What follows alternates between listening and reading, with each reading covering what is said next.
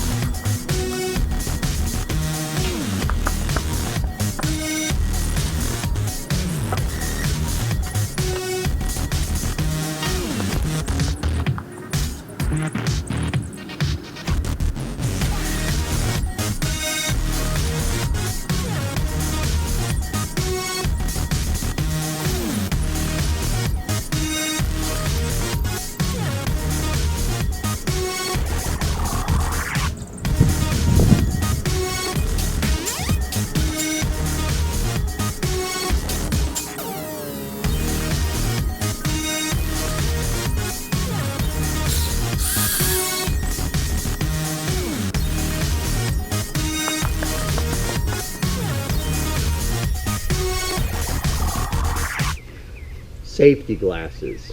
Need those.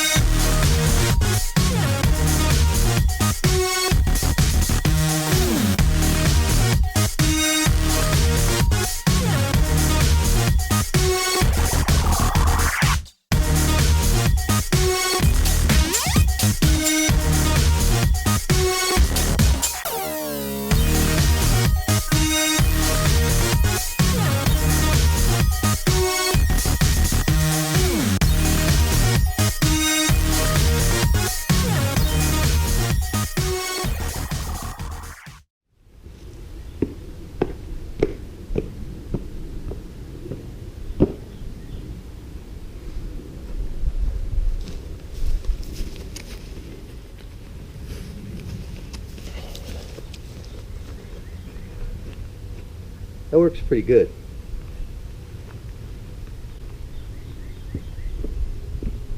Could have a hard hat on though.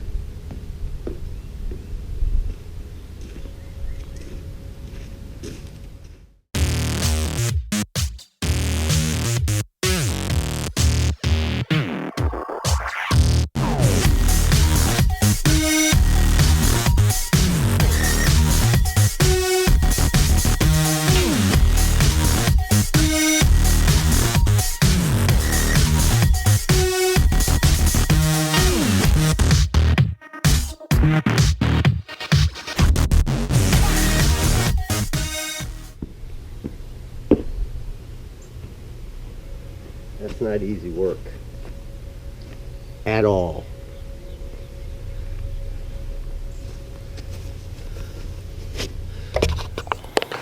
Hey guys, so now let me show you what I did here. Well, I'll show you the trees and stuff after, but what a difference that makes. It really opened everything up a lot more, as you can see.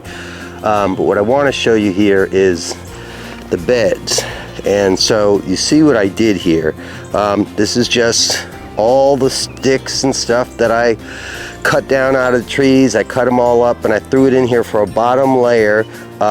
These weren't really level. I got it as level as I wanted to without recreating too much of a gap underneath. And then I have some stone, so I put some of the stone under there. And I also put some board, and it's not pressure treated, it's just some side board, some scraps that I had just to kind of create a base. So the next thing I'm going to do is I'm going to put this pine bark mulch in, I think 3 bags, and this one will bring it up to the level. And then I'll go on over here, Mr. Willie over here, and I'll just put all of that in there. So you kind of see what I got going on here. There's a lot, and you can see there's a lot of piles all over the place. Don't know that I'll get to cleaning those up, but you know, as I said, I took the canopy up pretty high. So I'm kind of happy with it, and we'll just keep going. I'll show you the next layer. All right, let's cut these bags open. Where's my trusty knife? This is my older knife. So I don't mess anything up too bad.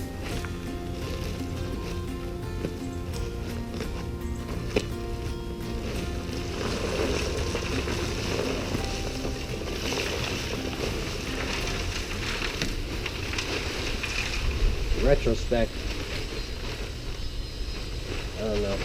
I don't think I should have put these bags here. Just get in here and spread this all out. Fill in those gaps as much as I can. And it's okay to use this pine bark mulch. It's fine. It's nutritious. It'll break down.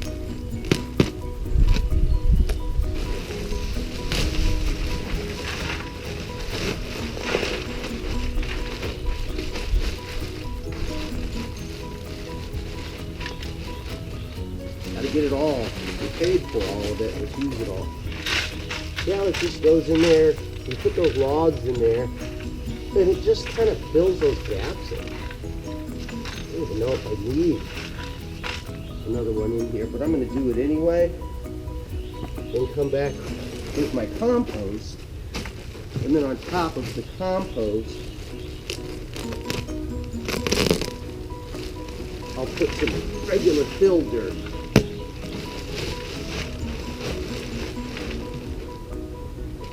And it's still spilling out of the bottom a little bit, but it's not that bad.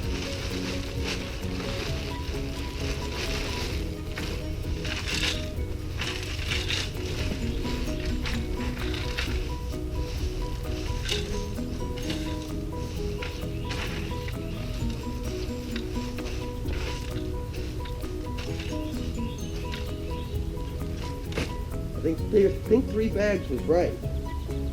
Now I'm going to go over here. I'm going to move these bags over here out of my way. They are certainly in my way. And I've got some cooking I've got to do. That just came out. Kind of gave me a time check. All right, so there's step 2. And I think 3 bags is about right. You see how it filled it in there really nicely, just went all between those sticks and whatnot. So if you were worried about the gaps, you fill them in. Now I'm going to put the compost on top of it. And then what I'll probably have to do is just get some topsoil and put that in there.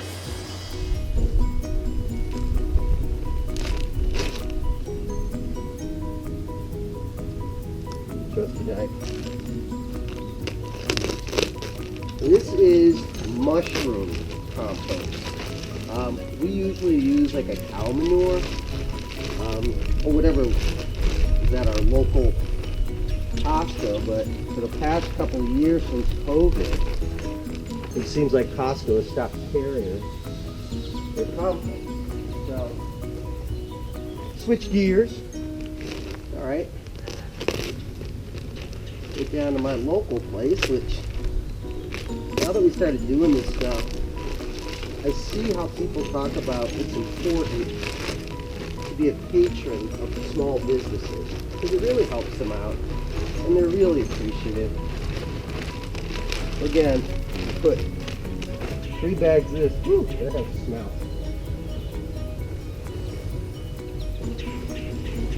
Last bag for this one.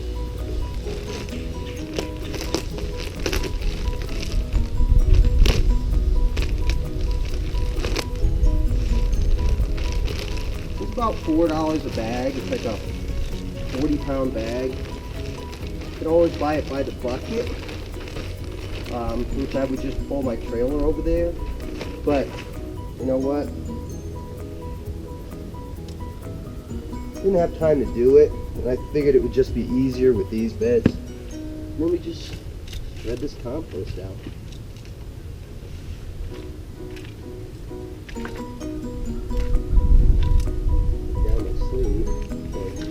Glove.